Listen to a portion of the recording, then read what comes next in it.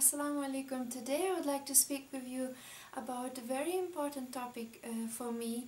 I've been recently setting my Ramadan goals, and one of my goals was developing good manners.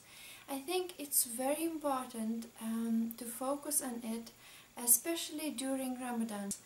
And therefore I was really researching into it. I was looking out for information that could help me to know what are the good qualities of a Muslim, what it means to be a good human being, a good friend, good mother, good daughter-in-law, good wife. Good manners, noble qualities and compassionate character is very, very important in Islam, and without having that we cannot really call ourselves good Muslims or true believers, because our Prophet, peace be upon him, he was there to actually set a really good example for us and to develop this moral evolution. He taught us so many good things, and it is said that people who have developed good manners and are compassionate,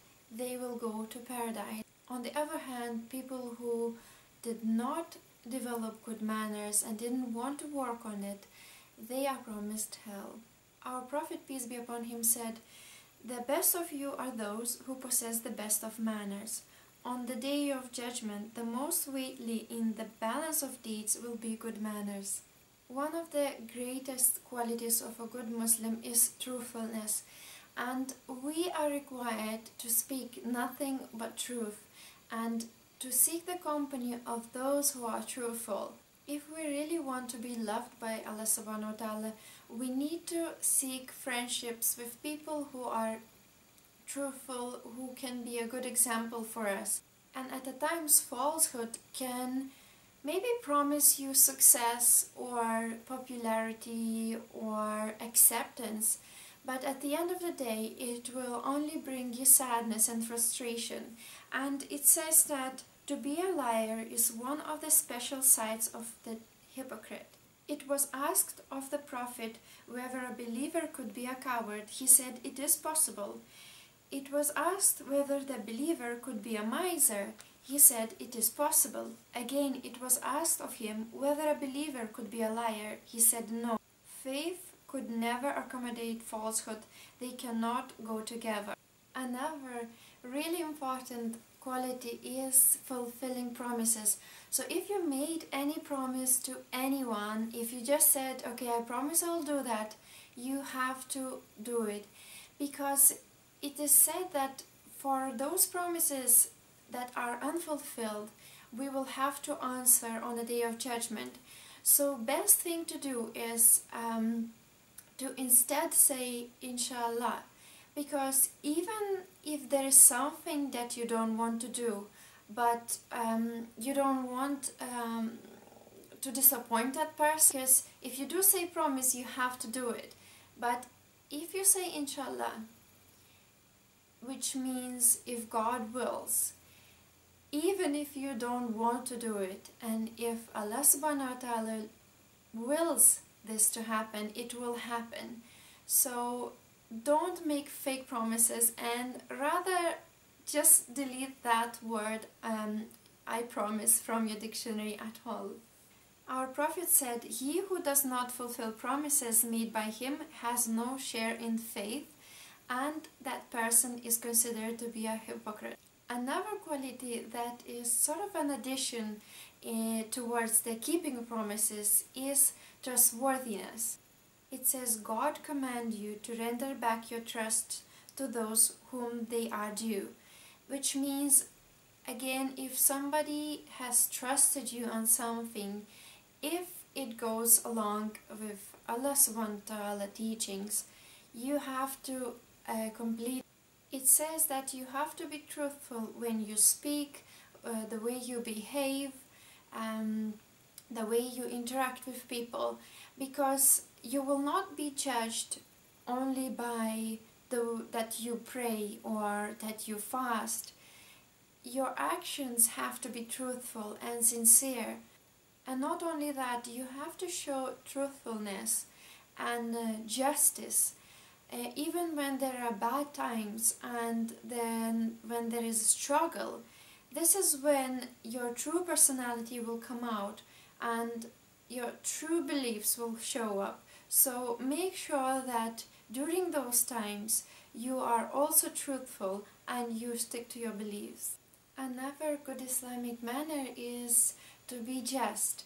And we are taught to be just not only with the believers, with the Muslims, but we have to be just with people of other religions, people of our race, of our culture. Also, it could be our social statuses or even our enemies. So even with our enemies or people who hate you, you have to be polite and you have to keep up and, stick to your Islamic personality and to be collected, not to lose control over yourself. Because if you do lose those qualities, you will be seen in a way as a criminal or a wrongdoer in front of Allah subhanahu wa ta'ala. It says, "And let not the hatred of others to make you lean to wrong and depart from justice. Be just, that is next to piety." If you're in a situation when somebody did wrong to you or misbehaved with you, it really happens to me very often. Being a YouTuber, I do get a lot of hatred, and I'm so thankful for those who are supporting me and sending kind messages.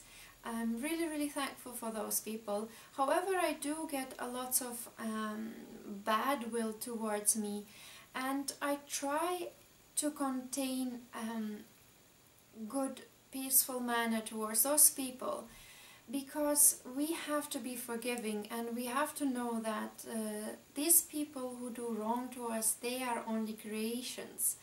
They are not perfect. They might be just affected by shaitan. And on the other hand, same thing could happen to us. We could be intentionally or unintentionally doing wrong to somebody else. So that is why in our religion we are taught to forgive. You need to know that we have to forgive other people if we want Allah subhanahu wa ta'ala to forgive our own sins. We are asked by Allah subhanahu wa ta'ala to restore the trust if somebody broke it and they are asking to restore the trust. That means if there is a broken relationship between family members or between friends, whoever it is, if that person comes back to you and says, "Listen, I have done wrong, I really want to gain your trust and I want to restore our relationship," this means that you have to do it, because this is what we are taught by our religion. So kindness and compassion are other qualities that we should possess.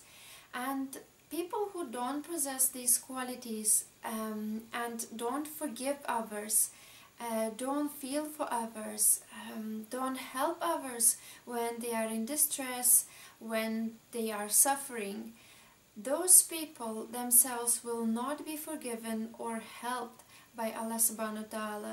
It says that no mercy will be given to those people who don't possess kindness towards others. God will have mercy upon them that are merciful. Treat kindly the dwellers of earth. He who dwells in heavens will treat you kindly. I personally believe that we have to strive, however difficult it might be sometimes, to make it easy for other people to be around us. Just develop that peaceful, welcoming, forgiving personality, and inshallah I will myself work on it during this Ramadan. And I really wish that wherever you are, whether you're a Muslim or not, whether you're wanting to convert, or you're making a list of your Ramadan goals, or even if you're watching this video when Ramadan is gone, try to develop this personality, because this will help all the relationships in your life, whatever they are, even if that's a relationship with your husband or with your friend, with your sister, whoever it is, it will only make your life much easier.